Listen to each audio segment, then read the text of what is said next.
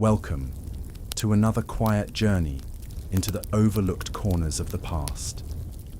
As you settle into stillness, allow your breath to slow, your thoughts to soften, and your mind to wander backward in time, to a world that once existed, yet now lies half forgotten beneath the dust of centuries. Tonight, we'll explore the strange, uncertain, and often unsettling world of medieval medicine, not in the grand halls of scholars, but in the uneven, creaking chambers of everyday healers. The medieval doctor. But our journey won't stop there. We'll step softly through a plague-stricken city, leaf through curious cases in a barber's chair, and retreat to the quieter corners of noble estates, where health was maintained through fragrant baths and whispered prayers. This is a story of struggle and survival, of rituals and remedies, of what people once did when they feared the worst and knew so little. Close your eyes, if you wish. Let the candlelight flicker in your imagination. Let the streets of the medieval world take shape around you, slow, steady, and quiet. We begin with the daily life of a medieval doctor. Imagine yourself waking in the pre-dawn hours, in a small, drafty room above a bustling street. You are a doctor, a healer. But in the 14th century, that title holds none of the certainty or safety it suggests today. There is no university degree, no sterile gloves, no stethoscope, only a leather satchel filled with pungent herbs, a few hand-copied manuscripts, and the heavy expectation of those who call for you. You begin your day, not with a patient, but with the stars. Before treating illness, you consult an astrological chart, the moon, the movement of Mars. They shape your understanding of the body. The four humors: blood, phlegm, yellow bile, black bile. They must remain in balance. Too much of one leads to disease. As you dress, you wrap a scented cloth around your neck, not for comfort, but to ward off the bad air. The smell of rosemary clings to your skin. Your first patient of the day is a farmer's wife. She has a deep cough, pale skin. She speaks with difficulty. You feel her pulse, not to measure rhythm, but to sense its force. You glance at the sky, as if the clouds might offer answers. You prescribe a purge, a syrup of figs, followed by vomiting herbs, then a bloodletting. She winces. You explain that her humors must be drawn into balance. Later, another home. Dimensions low ceilings, the scent of mildew. A child burns with fever. You mix a powder of dried toad, wormwood, and vinegar. You offer the mother a blessing. Sometimes it is all you can give, and sometimes it is all they want. You are called not only to heal, but to calm. A child dies in the night. The family looks to you, not for comfort, but for blame. There are whispers. They question your methods, your motives. Some even accuse you of practicing dark arts. To protect yourself, you walk carefully, align with the church, avoid bold claims, and yet, in the town square, a nobleman falls from his horse. You are summoned. There is no anesthetic, no x-ray. You use splints, linen, and prayer. You hope that infection does not set in. Though you have no name for bacteria, your hands shake, not from fear, but from knowing. You know that the odds are not in your favor. You pass the barber's shop. He nods with a smirk. Everyone knows. He charges less and has a sharper blade. You return home. Night falls. You write in your journal by candlelight. A new remedy: honey and salt for ulcers. A new method for treating melancholia: music and wine. You stare at the flame, Think of the ones you lost, and the ones you may have made worse. Still, you will wake tomorrow. You will answer the knock at your door, because to many, you are hope. And sometimes, that is enough. Let the streets fade now into shadow. The air cools, a bell tolls, and we turn next to a city brought low by plague, where medicine failed, and fear was all that remained. The year is 1348. The city is Siena, proud, wealthy, nestled in the hills of Tuscany. Its streets are steep and narrow, its churches tall, its piazzas filled with colour and rhythm, until now. At first there are whispers, a ship docked in Genoa, strange deaths on board, a sickness, a curse, some say.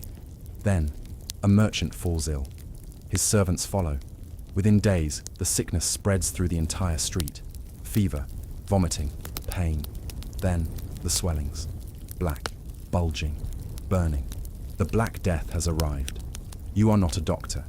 You are a citizen, a tailor, perhaps, a baker's apprentice. You wake one morning. The house across the alley, shuttered. No sounds, no smoke. At the market, stalls are empty. Vinegar-soaked cloths cover people's faces.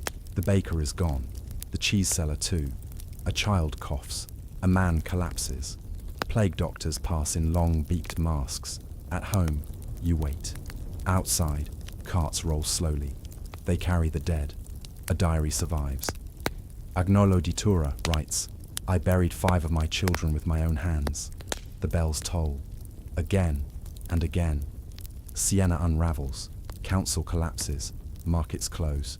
People lock their doors. Others drink and dance. Some say it is God's punishment. Others, astrology or corrupted air. Doctors disagree.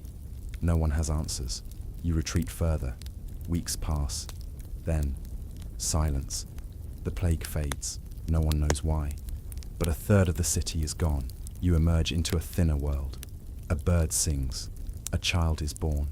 A dome remains, unfinished. Let Siena rest. Let it sleep. We move now to a quiet room with sharp tools and steady hands.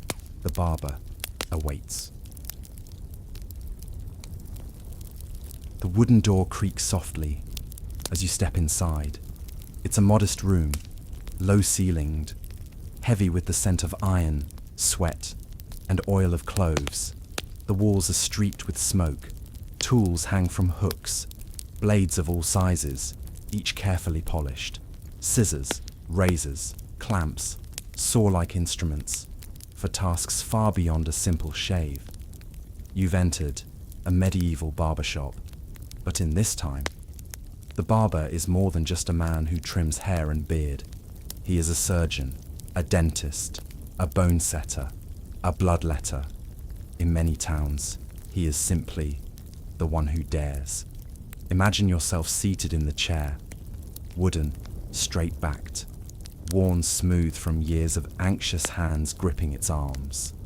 The barber greets you with a calm nod. You have a toothache. It started days ago, a dull throb. Now, it's sharper, angrier, radiating up into your temple. You cannot sleep. You cannot eat. He places a hand on your jaw and presses gently. You flinch. He frowns. He reaches for his pliers. Not a small tool, but a heavy one. More suited to ironwork than dentistry. He offers you a strip of leather. To bite, you oblige. He hums, low and steady, as he begins. The work is quick, rough, painful. But when it is done, there is relief. The pressure is gone. You taste metal. Your face is flushed, but the ache is fading. He offers a rinse of vinegar and salt, then pours a dash of wine for your nerves. Next to you, another man waits. His arm is dislocated.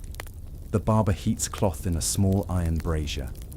He sets the joint with 2 quick motions, followed by a firm binding. The man winces, then nods. This is not a place of comfort, but of necessity. The barber's skills are broad. He cuts hair, yes, but he also lances boils, sews wounds, removes splinters, sets broken bones. He cauterizes with hot irons, dresses ulcers with goose fat and herbs, drains abscesses with a confident flick of the wrist. He learned not from books, but from apprenticeship, one man teaching another, over shoulders and under pressure. No formal degrees, no guild approval, but experience. He is cheaper than the physician, and often he is faster. Bloodletting is one of his most common services. A simple procedure, believed to balance the humours. The patient sits, arm outstretched. The barber selects a vein, opens it cleanly with a razor, and collects the blood in a shallow bowl. Some request this monthly, some weekly. Some believe it keeps death away. The red and white pole outside the door, a sign still used today, originates here. The red for blood, the white for bandages. A silent symbol that within these walls, something between healing and harm, takes place. There are dangers, of course. Infection, poor lighting, unsteady hands, the wrong tooth pulled, the wrong vein opened, a wound stitched too tight, or left too long. But in most towns, the barber is trusted, respected even. He is the one who shows up when no one else will. He tells stories as he works, of soldiers he patched up, of merchants who fainted at the sight of their own blood, of strange lumps, strange dreams, strange cures. One such cure involves trepanation, a small hole drilled into the skull to release bad spirits. You may hear a tale or two of it, not common, but not unheard of. In some cases, the patient recovers. In others, the stories end quietly, but he tells them all the same. Outside, the street bustles on. Children chase chickens. A woman sells onions from a cart. Life continues, indifferent to the quiet pain and quiet healing inside this room. You rise from the chair, lighter by a tooth. The barber nods, then turns to the next man in line, and the cycle begins again. Now, let us step away. Let the tools hang still. Let the room grow quiet once more. We turn now to a different space, where illness was handled not with blades and blood, but with whispers, baths, and belief. We enter a noble estate. The heavy wooden door closes softly, behind you. Outside, a drizzle settles over the garden paths. But here, inside the stone walls of the manor, there is warmth, stillness, and the quiet rustle of silk against stone. Welcome to the world of noble wellness. In this final chapter of our journey, we step into a place that seems, at first, far removed from illness. A castle, or perhaps a grand country estate. High ceilings, tapestries gently swaying in the draught, flickering torches lining the hallways. The scent of rosemary drifts through the air, mingled with beeswax polish, and the lingering warmth of a hearth. But even here, sickness finds a way in. There are no physicians on permanent staff. When illness strikes, a message is sent, often on horseback, to summon a trusted doctor from the city. But until then, the household relies on its own remedies and its own rituals. Imagine yourself as the lady of the house, or her steward, or perhaps a favoured attendant. You begin the day with a warm infusion, hot water steeped with thyme and chamomile. Not coffee, not tea.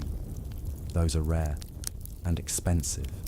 Instead, herbs gathered from the garden or dried in linen bundles in the pantry are brewed each morning. to keep the body in good humour. A light meal follows. Oat porridge, if the stomach is delicate. A slice of soft bread. Sometimes, a thin broth made from chicken, seasoned gently with sage. But when sickness does come, a fever perhaps, or a heaviness of mood, more structured care begins. You are taken to the solar, the warmest room in the manor. Heavy curtains are drawn against the wind. A brazier is lit, and coals glow softly. Here, wellness is treated with gentleness. There is no surgery, no lancing, or bleeding. Instead, there are herbal baths. Large wooden tubs are drawn into the room. Steaming water is poured in. Sprigs of lavender, marjoram, and mint float on the surface. You lower yourself slowly and breathe in their scent. A handmaid may read aloud, her voice soft, steady, reciting verses or moral tales. Or perhaps she simply hums. The room is quiet, but never still. At night, a linen sachet of dried flowers is placed beneath your pillow. Sleep is part of the remedy. Rest, warmth, and prayer. Spiritual care is ever present. A small icon rests by the bed. A priest visits, offering soft words and whispered blessings. If the illness deepens, candles are lit. Prayers offered to saints known for healing. Saint Sebastian, Saint Roch, Saint Dymphna. You are not alone. Attendants move quietly through the halls, carrying bowls of water, gently adjusting shutters, brushing hair to soothe a restless head. They do not expect miracles, but they believe in rhythm, in routine, in balance. Outside the sick room, life goes on. In the castle's apothecary, a small room near the kitchens, dried herbs hang from the beams. Honey, vinegar, and wine are stored in clay jugs. Some recipes are kept in a small book, written in careful script by the lady of the house or the steward, passed down across generations.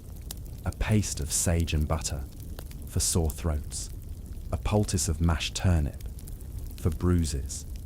When the illness passes, if it does, a small offering is made, a candle lit in the chapel, a loaf of bread given to the poor, a silent thank you for surviving yet another ailment in a world with no certainty. And so, wellness in a noble household is not built on precision, but on practice, on care, on comfort. Not all who enter these halls are cured, but all attended to. Let us step now into stillness. The candles burn low, the bath water cools. The pages of a book are turned gently in a distant room, and the castle slowly settles into silence. And now, dear listener, our journey through the strange world of medieval medicine draws to a close. We have walked with doctors whose tools were hope and ritual. We stood in a city gripped by fear and witnessed its quiet collapse. We sat in a chair, listening to stories over the sound of scraping metal. And we ended here, where health was pursued with baths and blessings.